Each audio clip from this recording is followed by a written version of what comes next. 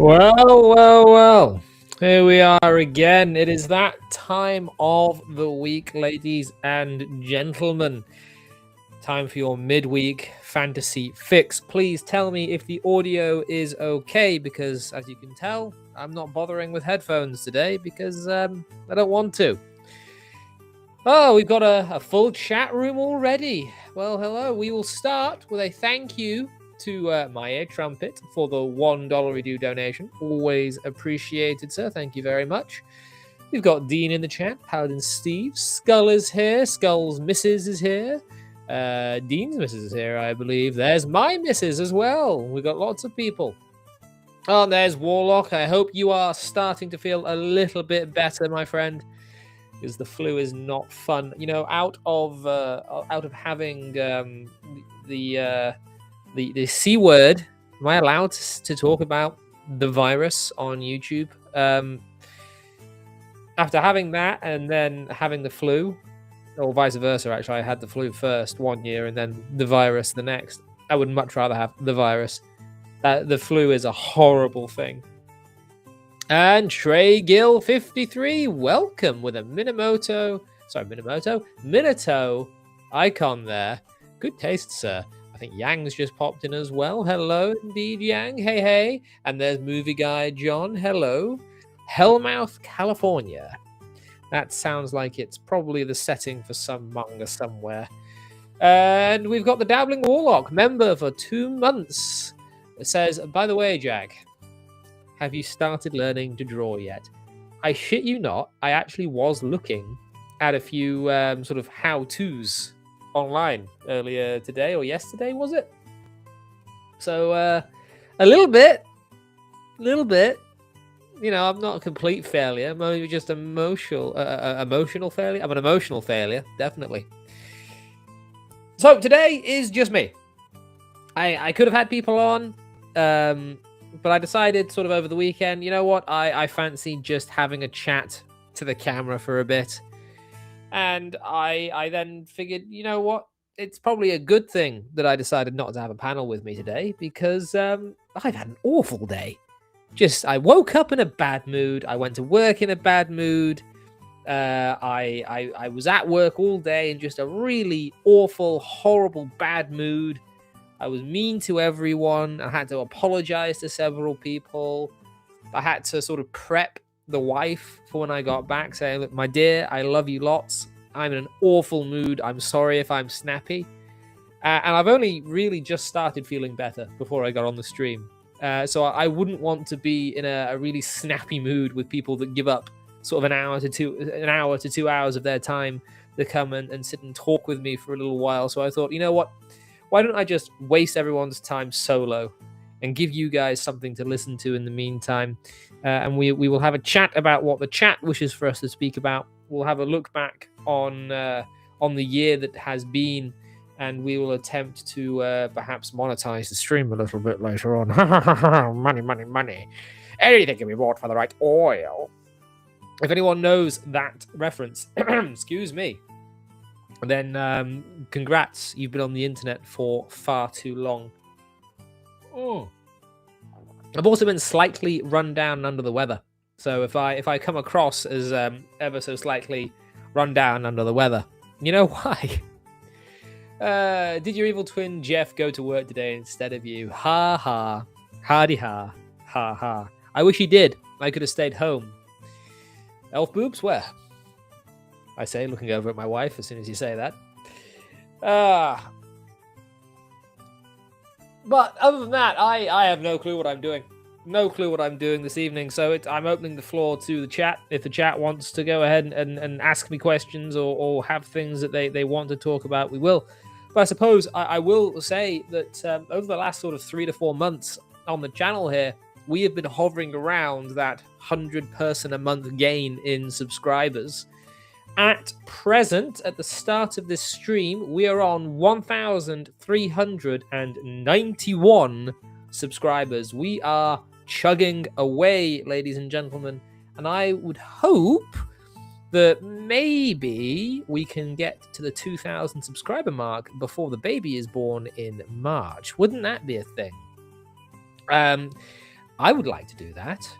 So if you guys want to go ahead and, send this weird little stream to your friends, you know what? Because I'm on my own today, I don't need to be in this cramped little box, do I? I can go ahead and do this. Hey, look, there's more of me now. I've got more space. Isn't that wonderful? I can change the radius on the fly. I can do all this stuff. But yes, we are attempting to get to that 2,000 subscriber goal before the baby's born. That is the goal, and we'll see if we hit it. So we've got until about March time, beginning of March time, to get from 1,300 to 2,000. All your friends are here.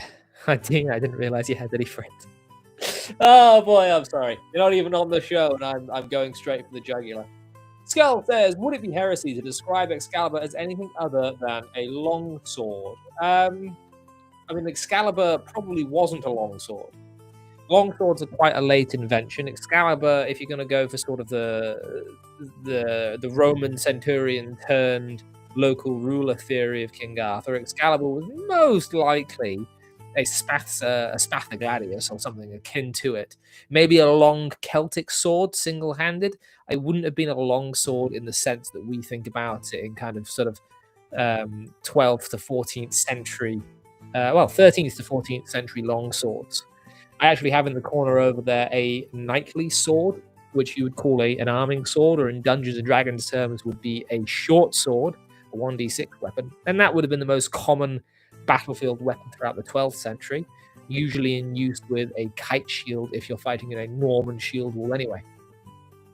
So I suppose if you wanted your Arthurian sword to be somewhat historically accurate based on when he was supposed to have ruled the United Kingdom, it would probably be a Roman style sword or a Celtic or a Brittonic style sword.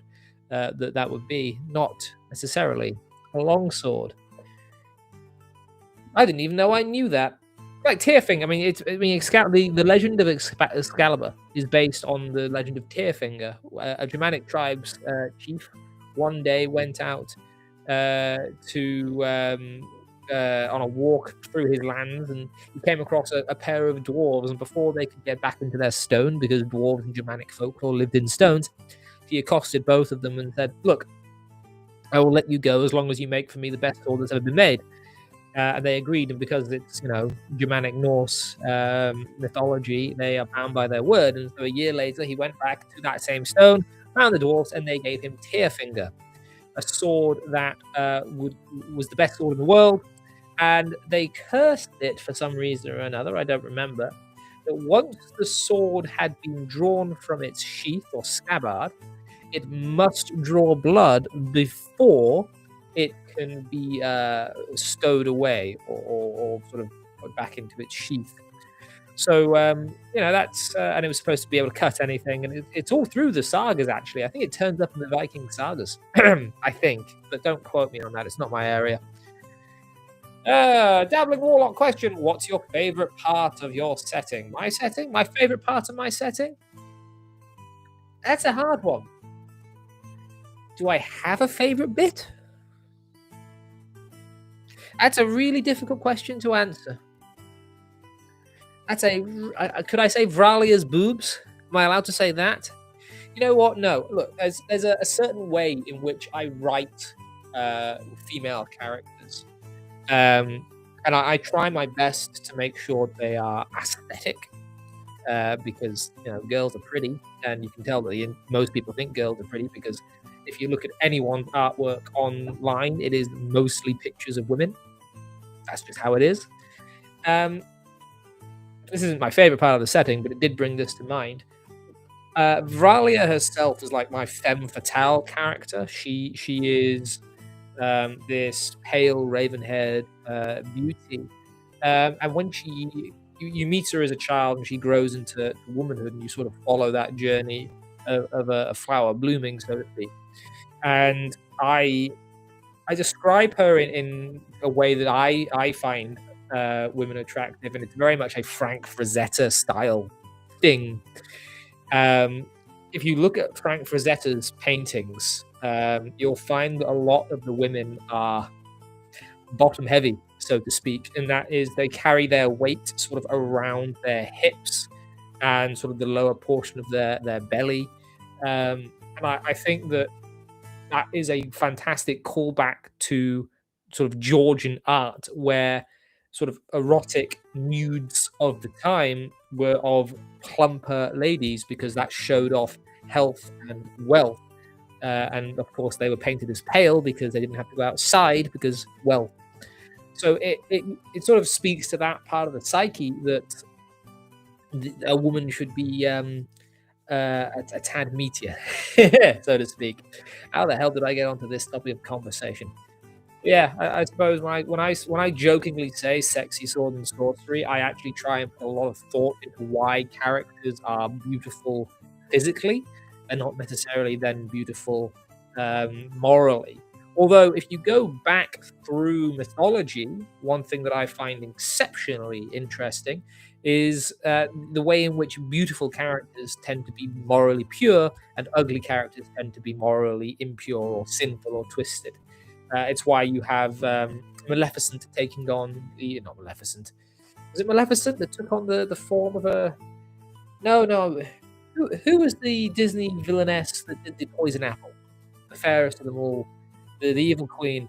Anyway, she was ugly and twisted, and so she took on the ugly, twisted old crone to be able to then hand the poison apple to Snow White. That sort of thing. Reminds me of the Arthurian, back to King Arthur, legend of one of his knights. I want to say it was Gawain. Could be wrong, but he takes a disgusting bride, um, and then there's this sort of moral that she becomes this beautiful woman because he gives her freedom. Ah, I don't know this legend well enough. I do apologize. I've skipped it. Good afternoon. Good afternoon, Damien. Maleficent did turn into a dragon, and that was one of the best scenes of my childhood, is watching Prince Eric throw the sword into her heart. That was very cool. Oh, okay, I missed a couple things here.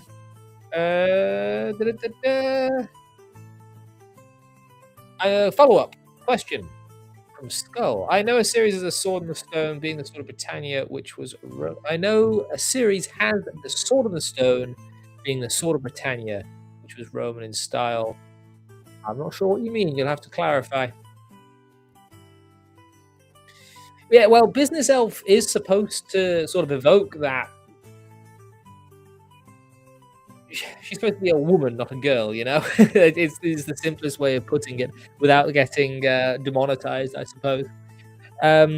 But it's interesting to think about, though, because there are lots of ways and I suppose I'm sort of stuck in these loops after my English literature coursework and having to listen to women to tell me how to feel about literature.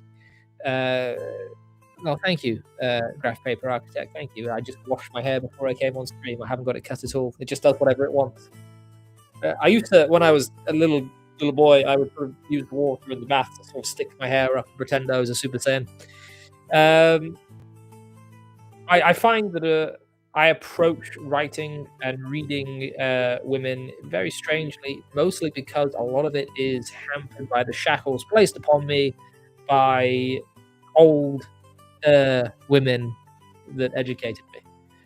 So I attempt to be more freeform with the way I write them, rather than simply paint by the numbers in the way in which I was perhaps taught. Did you hear Yugi beat Ash on the show Death Battle, Lost Scholar? He ended it with one of the trust issue cards of old Yu-Gi-Oh! Magic Cylinder. I saw the thumbnail. Brass actually sent me that video, and I didn't watch it because, of course, Yugi's going to win that fight. Of course he is. There's nothing in the world of Pokemon that comes close to the utter BS that especially the old Yu-Gi-Oh! Cards were supposed to be able to do. I mean, what are you going to do? Put Pikachu... I mean, even if you put Dragonite, like the dragon Pokemon of the first generation, up against Blue Eyes, you've got a doofy dragon thing versus actual dragon. So, you know, what are you going to do? Let's change the music around, shall we? Because I can't actually hear the music all that well because, again, I don't want to bother with headphones. What is the book you hated reading the most?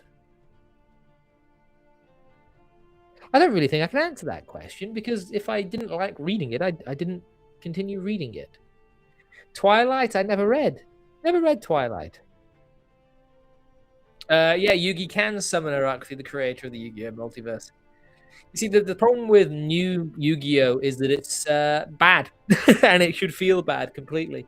But I'm all for anime waifus, but come on. It got a little bit ridiculous. You only need Dark Magician Girl. Maybe Silent Magician. The rest is superfluous. If you like harpy ladies, you're just weird. Look what speaking of waifus, look what the wife dug out. Red Sonja. This went missing for a while, and now it is back. So I'm walking around with, representing the bikini armor. This music might be too epic for how I'm feeling today. Right. I note that we've been going for what, 20 minutes ish. I suppose I can do it now while it's on my mind, so I don't forget in the next couple of minutes. Ladies and gentlemen, there's a feature that I am anxious to try, that I might try at the end of this stream, if we get to a certain point, and that is... Oh, Jeffrum's here. Hello, Jeffrum. Long time no see, mate. Didn't realize you were in there. Sorry, man. I didn't see you come through on Rumble until just now. I don't know how best to do this, because there is a goal system that I can do with the YouTube chat here, and I can ask for super chat goals, you know. But I don't want to ask for super chat goals. I want to see if I can get memberships. But I'll tell you what. If we do 10 super chats of tier or higher in the next 45 minutes, we'll do a bonus member live stream. Bonus member only live stream. You know, it won't make it. We'll make it 5 super chats of $5 or higher. Won't be too greedy with it, because you know people might want to become a member to actually watch that bit, and I don't know. I'm bad at this. I've not done this too much. So here we go. Starting the goal. And we'll see how that goes for us, shall we? Movie Guy John, was there a book you struggled with when you first read it, but much later had it click?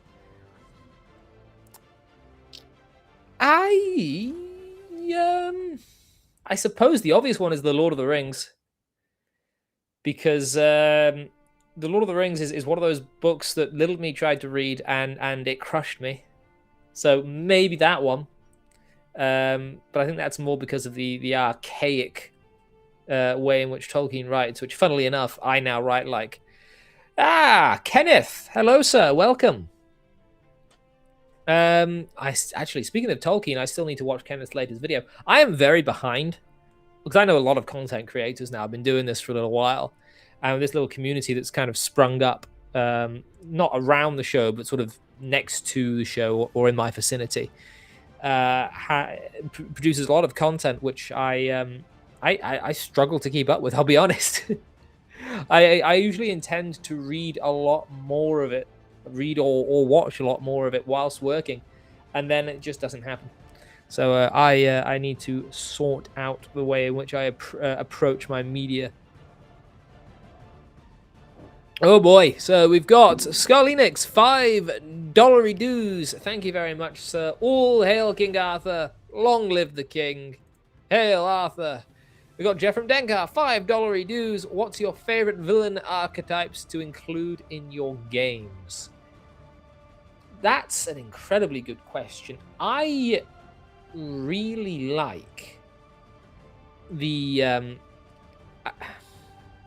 I don't want to say morally grey villain. I don't want to say sympathetic villain. I really like the innocent, pure character who has become death itself.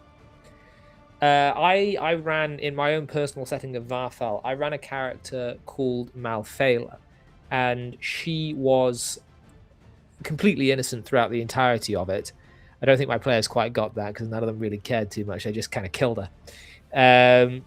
But she unfortunately came into possession of a cursed sword, which took over, sort of.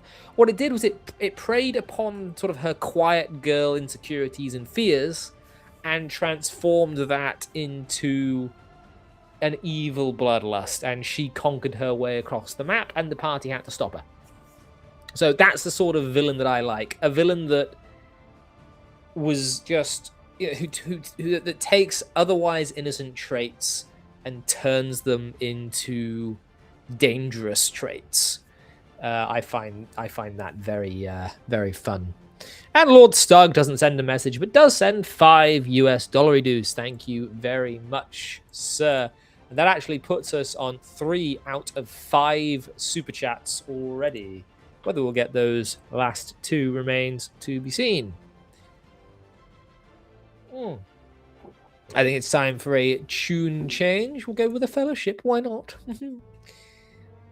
You see, if I was a famous and big YouTuber, I'd have a secretary doing all this for me, you know, just pressing buttons in the background, changing music every now and again. But no, it's just me. I am the pretty secretary. I am the eye candy. Words that should never have escaped my mouth. But I've been thinking a little bit this week about Warhammer 40,000. Any 40k fans in the chat? Because I've been playing Space Marine. I picked it up on the sale, got addicted to it over the week, finished the story, and I've been playing a little bit with friends. Be streaming it with Mr. Christopher Bingley on Saturday for a little while. I'll let you guys know when that's occurring. And I got to thinking, because Warhammer 40,000 or Warhammer 40k, it's not something that I've ever been able to get into. I have a couple models, not many. Thank you very much, Mr. Lord Stug, Doctor Sir, for that an extra $5 dues. Sorry, but this game is rigged by me. Thank you very much. By Crom, I mean by the Emperor. It's and there's one from Dabbling Warlock, $5 dues. What's your favorite NPC you've ever run or been in a game with? I will get to answering that, but I do believe our goal has been reached, which means that at the hours mark of this stream, I will make this stream go to a members-only stream. A little bit of, behind the scenes stuff. If you want to continue watching at the hour mark, you'll have to become a channel member, which you can do so either as a member of the Jack Pack, which is just sort of a tuppence to support the channel, or if you want to get access to some extra goodies, you can come in as a Law Sworn for $4.99 a month, which quite a few people have done now, believe it or not. So thank you very much, Lord Stug, and Jeff from Denkar bit the bullet and has become a Law Sworn. Thank you very much, sir. Good to have you on board. There is a Discord link when you click up to Law Sworn. Make sure you do join the Discord, and I will give you your membership role, and you can come and chat with us. I was talking about 40k, but I suppose I've been given money to talk about something else. What's your favorite NPC you've ever run or been in a game with? The most favorite NPC that I've ever ran, I think, would be a paladin protector of a little town called Veronica. And bloody hell, 5 gifted memberships from Lord Stug. My goodness, Stug, I'm going to need to give you a little extra love, a little extra reward for all of this. J Mac has been gifted a Law Sworn membership. Gimme some more has been given some more. Disco Barbarian lurking over there has been given a membership. So has John A. Douglas, and Hillbilly has been given a membership. Goodness gracious me, Stug, very generous of you. Thank you very much, sir. Everyone give a round of applause to Stug in the chat. What a hero. Right. Where the hell was I? I was answering a question. And things keep happening. What's your favorite NPC? It was a paladin called Veronica, and I played her quite straight, and it came to a point where she was actually killed during the party's adventures, and the party then had a secondary adventure before the campaign wrapped up, where they went and tracked down the components for a spell to resurrect Veronica, and that was fun. So I think that was probably the favorite NPC that I've ever ran. Good night, Dean. Thank you very much. You're an old boy now, Dean. Got to get yourself to bed. I'm giving you an early night with a night off. You're welcome. Jeff from Denkar with 5 Canadian dollar dues. While you're not big on Warhammer 40k, how about Warhammer Fantasy RPG and its take on fantasy? I'm not really familiar with the Warhammer Fantasy RPG, but I am somewhat familiar with Warhammer Fantasy as a setting. I enjoy it. There are certain things I do not like about it, and I think one of those things that I do not like about the Warhammer Fantasy RPG is stuff that everyone loves about the Warhammer Fantasy RPG, because I cannot stand the Skaven. I dislike the Skaven immensely. I'm not even a big fan of the way that Warhammer does orcs. They're just too much of a meme for me. I take my setting somewhat seriously. Yes, I'm a stick in the mud. I'm no fun. I don't have any taste. I don't like the orcs. I don't like the Skaven. I like my serious fantasy. It's just how I tick up here, is I take this stuff far too seriously. It is a character flaw, perhaps. But the Skaven can go to hell, especially in the Total War games. I do not want to have to deal with miniguns in my medieval fantasy setting, Renaissance fantasy setting. Thank you. Can you play a Skaven? You certainly can in the Total War games, and I despise them. I despise them indeed. Let's get some better music. That's going in the book. Short. The dwarfs I like. I'm talking too much. What made me think I should do this without a panel to talk some for me? Although I have been told I talk too much on my channel, which is fantastic, because this channel is all about just talking, you know? All right. But I'm going to go back to 40k. Because I got into... I didn't get into a discussion, but I saw people talking about 40k. And I kind of thought, well, the law of 40k is mainly to sell plastic toys. You know, it's to sell you miniatures. It's to make money for Games Workshop. So what I'm about to say really doesn't mean a thing. But if you were going to go through 40k as a piece of world building for narrative, actually the Indomitus Crusade, the Primaris Marines, don't shoot me 40k purists. This is just an outsider looking in. Seems to be a natural progression of the story so far. Now, before people jump down my throat and tell me that I don't understand the Grim Dark, I understand that 40k is supposed to be an utterly awful place to live in. You're not supposed to want it to be good, because the appeal of it is the entire thing is effed. And at the end of the day, it's to sell a war game. So you want there to be a conflict and to be war. But from my knowledge of the Horus Heresy, you've actually got sort of the act of Christian salvation going on throughout the lore of 40k. That's it, guys. Once again, we're bringing in theology into fantasy, and I suppose 40k counts as fantasy. It's not exactly sci-fi, is it? You've got the Fall, where Horus betrays the Emperor and results in a fallen Imperium. They fall into, you know, stagnancy and decay, etc. And then you've now you've got sort of the beginnings, or then you had the Two Towers, or the Empire Strikes Back, in the Eye of Terror becoming the Rift, and now with the return of Rabute Gilliman and the Lion. By the way, the Lionel Johnson, fantastic name, love it.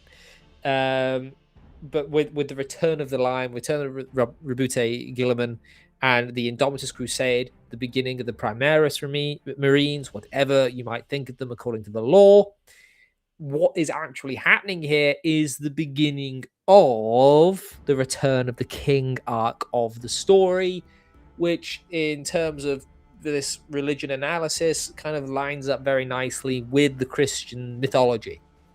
So, you've got your 40k Space Marines who are basically Catholics in space, lining up quite well with Catholic theology in real life, which I find incredibly interesting. So if you were to look at 40k as a way in which a story is told, then yes, you should actually expect to see the return of the Emperor, whether that is as the Star Child dies and comes back because he's a perpetual. I've got a little bit of knowledge on this, only a cursory knowledge, I'll grant you. But I would say that, 40k to me looks like narratively it wants to be, and this is just natural development of the story that it's already telling, it seems to want to be the return of the Emperor. But I don't think they can do that, because much like George R.R. Martin, their entire shtick is to be gritty and dark and dull and boring and not have anything happen ever. But, that's fine, because it's a setting. It's not supposed to be a narrative. I understand. And in fact, the Indomitus Crusade, the Return of Rebute Element, all of this stuff probably shouldn't have been done if you didn't want the narrative to get legs of its own and start moving toward the natural endpoint of that. As I've said many times on this show, in different videos, the natural endpoint of most narratives is already known. The audience expects stories to end certain ways. They can surprise us in how they get there, but if they don't fulfill certain things, then all of a sudden the story is just not fulfilling. Plus, I think the Emperor coming back would be bloody cool, personally, even if it's just like a side tangent. Have I missed anything that I should be talking about? I don't think so. What else should we talk about now that I've royally pissed off all the 40k fans? I'll probably post that as a clip and get utterly destroyed online.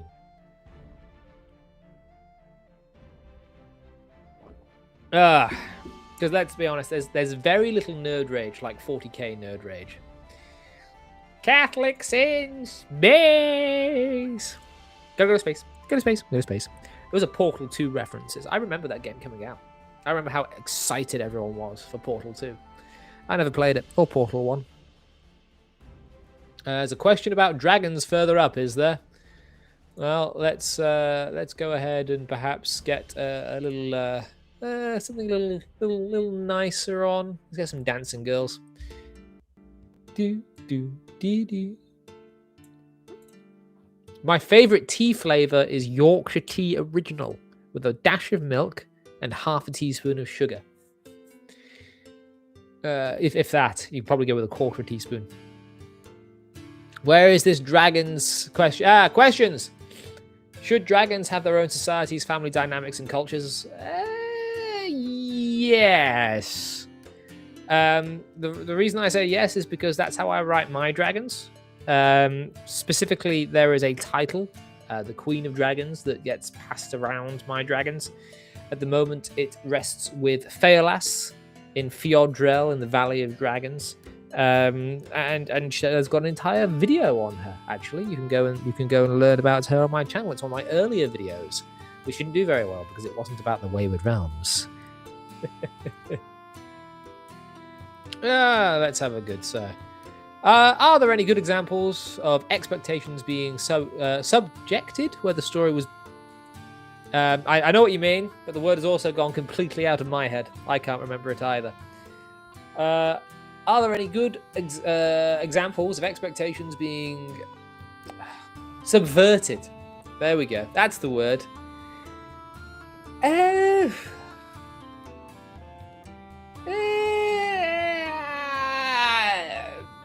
Don't think so.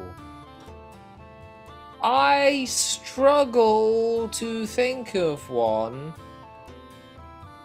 where I don't know. Honestly, don't know. Nope, couldn't tell you one. Honestly, couldn't tell you one. There's nothing in space. That's why it's space.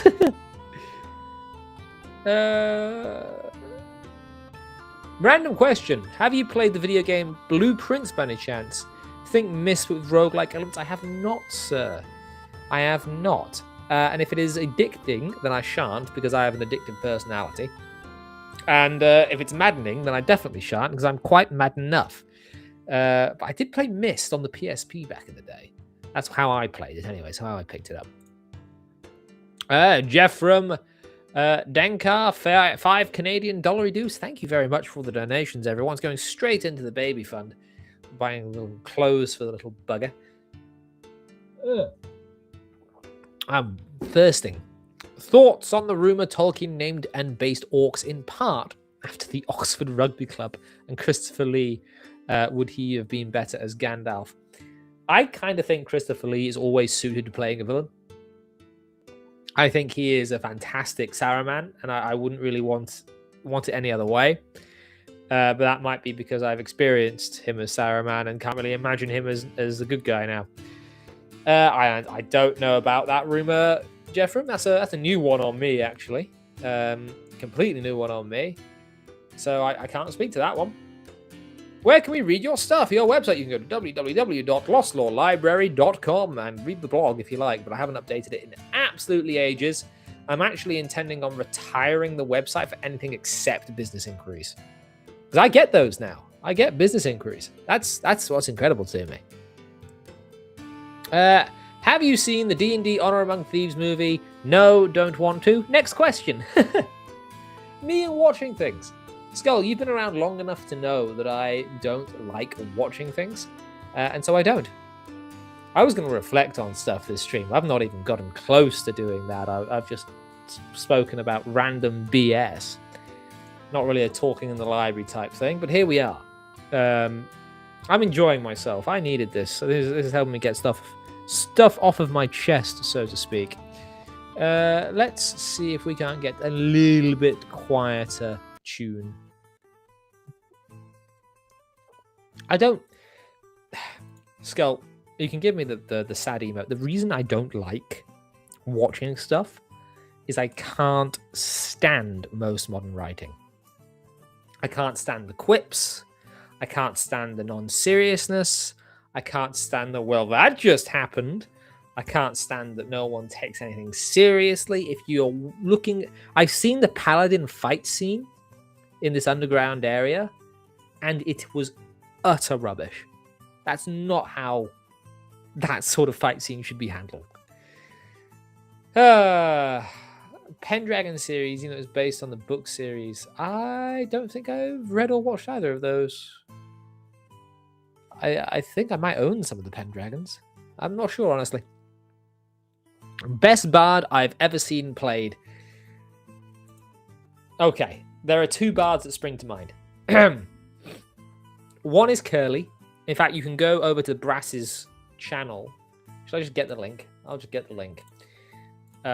Brass has his channel, as you all know. He is at the moment being worked to death. But he and I actually ranked every Dungeons and Dragons character that we'd ever DM'd for. So here is the link to that video. And you can find out exactly how I feel about the bards that I have ran or played with. There's two.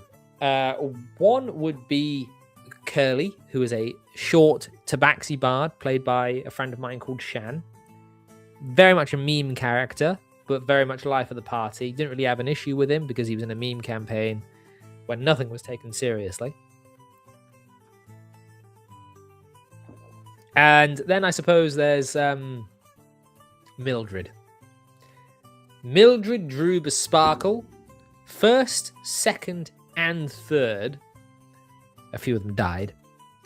Played by a friend of mine called Sean. And he was fantastic on the third attempt. Still not an S tier character, though. When will you read the Deathgate novels? I didn't even know there were anything called a Deathgate novel. As a big Tolkien fan, have you ever played the One Ring TRPG? It's quite stellar. Just read it. I have not. No. My TTRPG stuff. Now, I've played role-playing games for years now. Since I was the beginning of high school. So what? I would have been. I started sort of in my school system. I went up to my middle school, which was also my high school, at the age of 11. I'm now 30, so 19, nearly 20 years of playing role-playing games, and it's always been a version of Dungeons and Dragons for the most part. I've tried one-shots of other stuff here and there, very rarely, but I've played very long campaigns in 3.5, 4th edition, and 5th edition of Dungeons and Dragons. So I am very much stuck in that pipeline, I think. Although I am hoping that when Dean finishes Untold Destiny proper, I can introduce my group to that, because I'm quite enjoying that system. When I remember it exists, I still need to finish, and I have the book by my bedside, and I keep meaning to take it to work with me. I still need to finish the Dragonlance Chronicles. I've done Dragons of Autumn, Twilight, Winter, Night. I need to do Spring Dawning. But it's one of those things, it's weird, where a lot of the time, if I get to an emotional part of a series of books, I have to process it for a while. And there's one or two times where I've gotten to an emotional part of a series of books, and this happened with Fitz in Robin Hobb's The Fool books, where Fitz gets with his childhood sweetheart, and I can see it going wrong, and I stopped there because I didn't want it to end badly. I know, I'm soft, I'm weak, but after the end of Dragons of Winter Night, after how that went, and I actually spoke to one of the authors about this, and I told her that she broke me, because that Dragons of Winter Night, the ending just ripped my heart out and into multiple pieces. So good book, highly recommend if you want to cry. Margaret Weiss. I was the. Oh, okay. So Tracy Hickman and Margaret Weiss wrote them as well, did they? Maybe. I mean, I've got a reading pile as tall as me. What's your least favorite class to have play in your games? Artificer. I banned them. Cranberry. No artificers allowed. Not at all. Stug's running the One Ring 2nd edition. That's very good. Right, you're going to have to bear with me because, as I say, I'm ever so slightly under the weather. So I'm going to mute the microphone for this, but you can all watch and admire.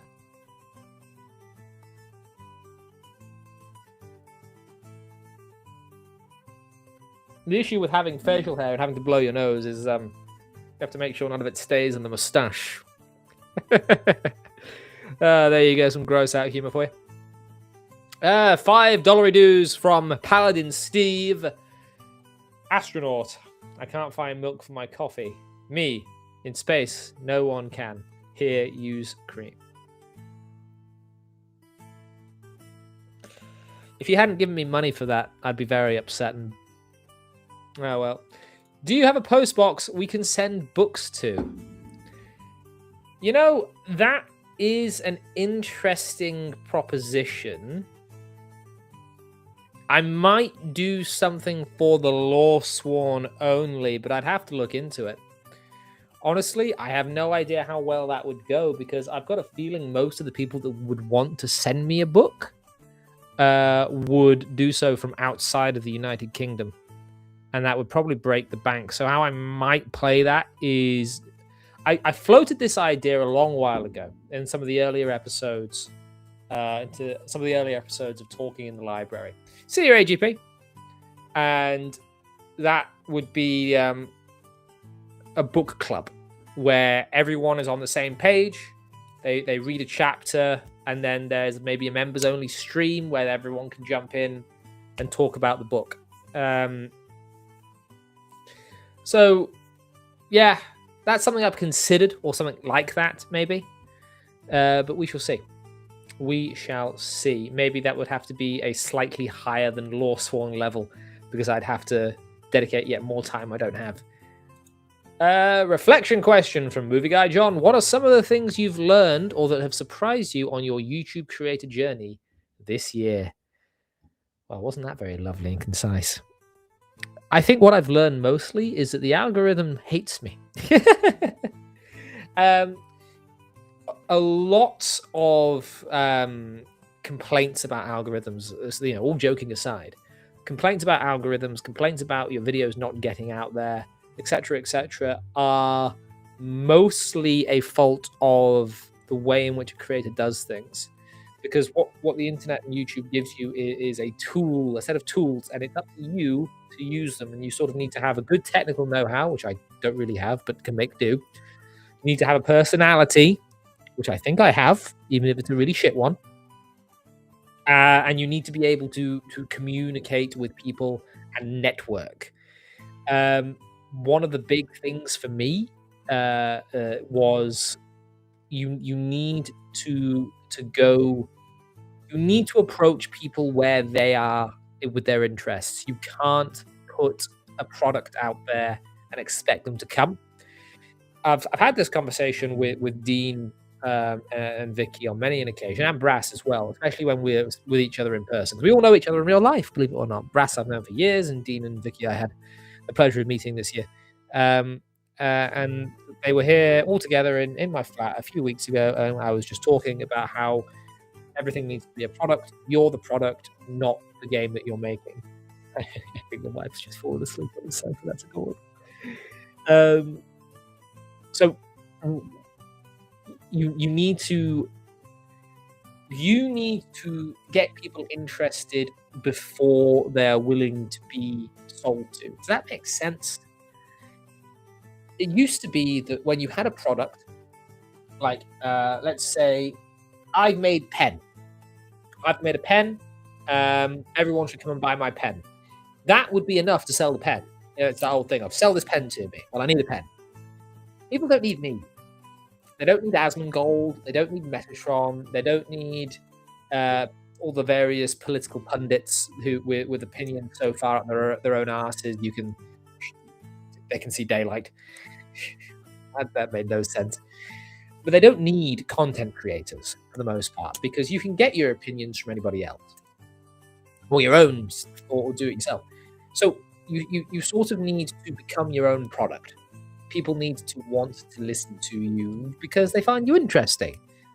I'm hoping that I am one of those people that is found interesting. I've made a bit of money on this stream, so I would hope so. We'll see. And then once you have an audience, because product used to give you an audience, once you have audience now in today's day and age, that's when you go for product. So you have to get people interested before you can sell. I'm something of a successful salesman in my real life career. I was one of the best salesmen for a small company. You may have heard of it for a short while, by the name of Shell. I was their third best in the country for a month. And it's one of those things where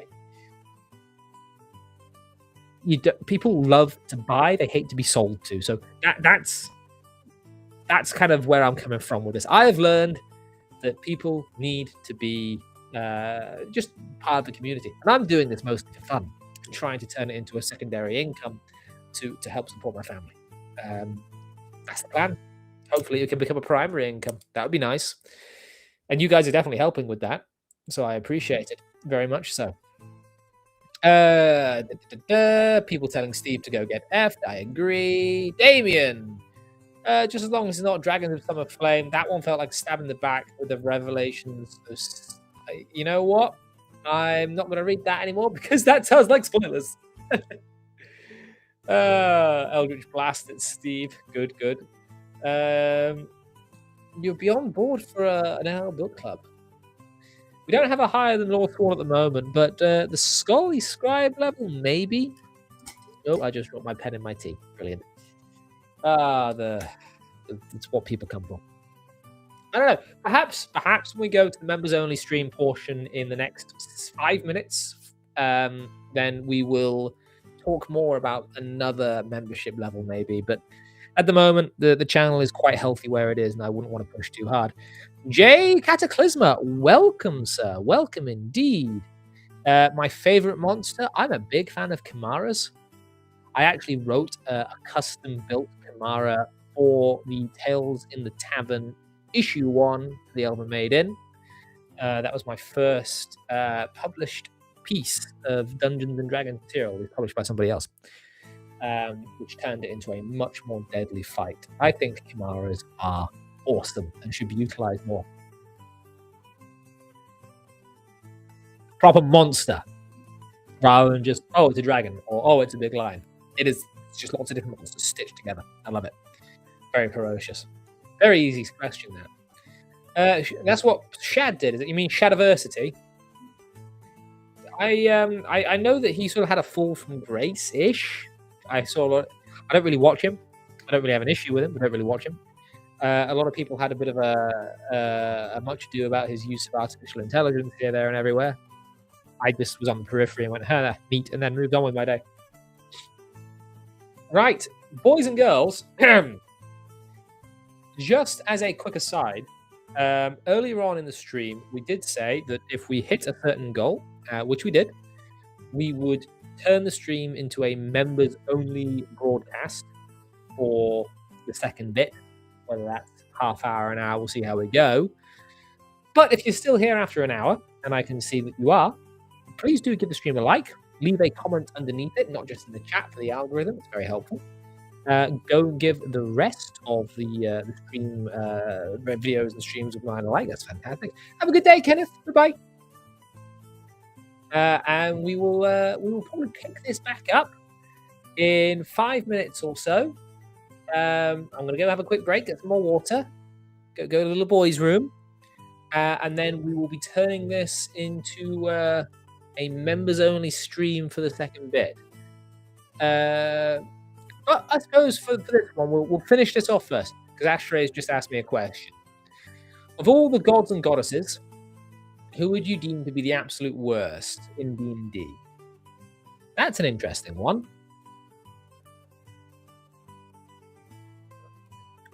I would say Grumsh is it'd probably be my most. If I'm going to put myself in sort of D&D mode, where I am now a character within the Dungeons and the Dragons, and I was to sort of carry over my personality a little bit, I despise orcs. Utterly despise orcs and goblins. So Grumsh, he's the worst. Corallan has the right of it.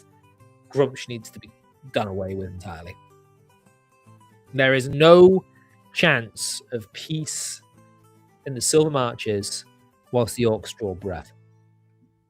This is all fantasy stuff, YouTube. Don't get too upset. Right, boys and girls, with that, I'm going to go for a quick break, but we will be back in sort of 5 minutes or so, and we'll go from there. So let's go and get everyone a drink, and then we'll continue for a bit.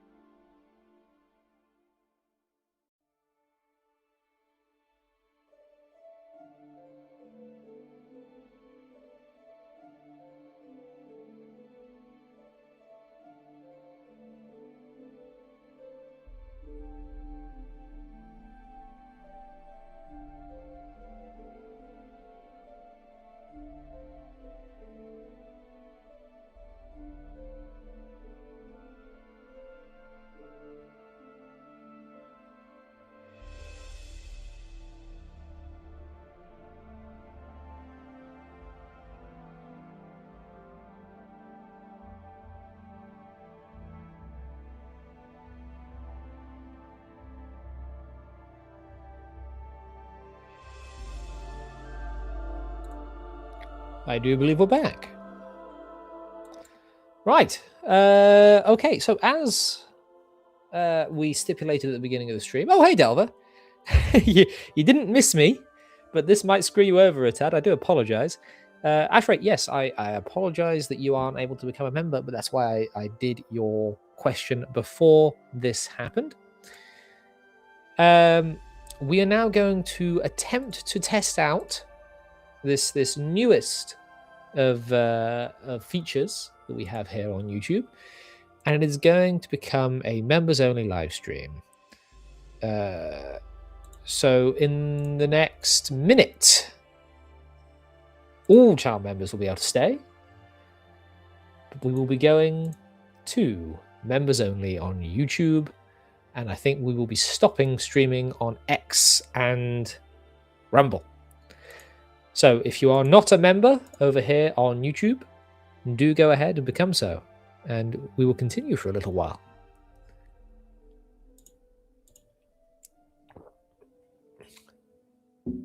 I don't know how quickly that will take hold or if it will line up properly. But I'm going to end the stream over on Rumble and that and that. And we will stay on YouTube.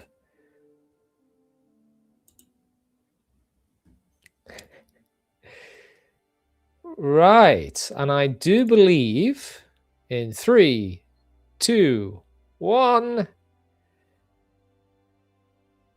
Is that it? Are we now members only? Or is this just